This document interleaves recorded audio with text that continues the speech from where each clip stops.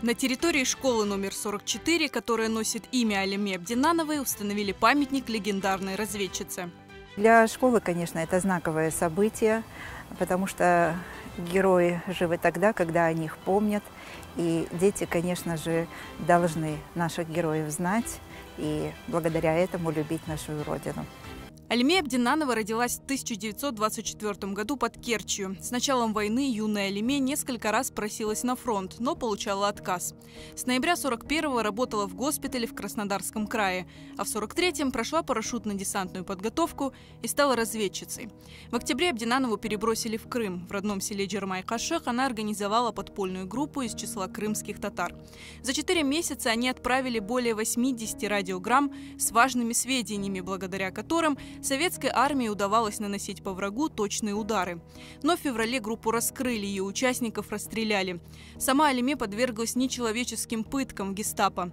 Не добившись от разведчицы никаких сведений, 5 апреля 1944-го, буквально за несколько дней до освобождения Крыма, ее расстреляли. Это наша гордость и наша боль. Гордость, что она в свои 19 лет совершила такой подвиг.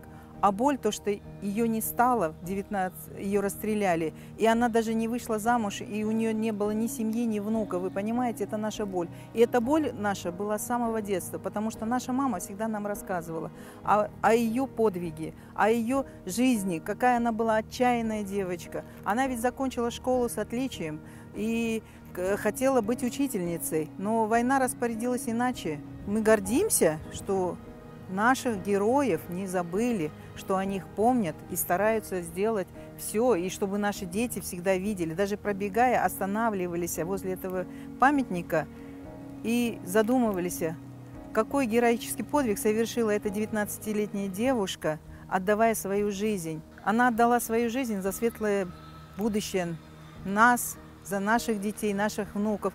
Когда вот назвали школу в честь нее, мы, знаете, как будто возвысились, такая гордость. Мы знали, что эта звезда нашла героя через 70 лет.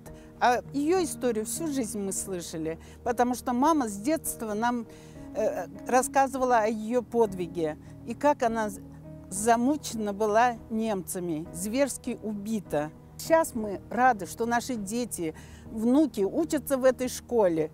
И хотим, что вот в этом году 1500 учеников. У всех в груди, чтобы вот была память о нашей Тизешке, какая она отважная была.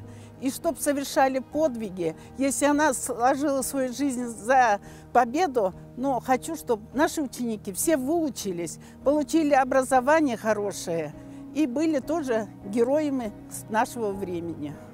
Это уже 3-й памятник Алиме Абдинановой в Крыму. О ней написаны книги и сняты фильмы. Именем крымско-татарской разведчицы назван парк в поселке Ленина и улицы в Ахмесджите, Керчи и Кефе.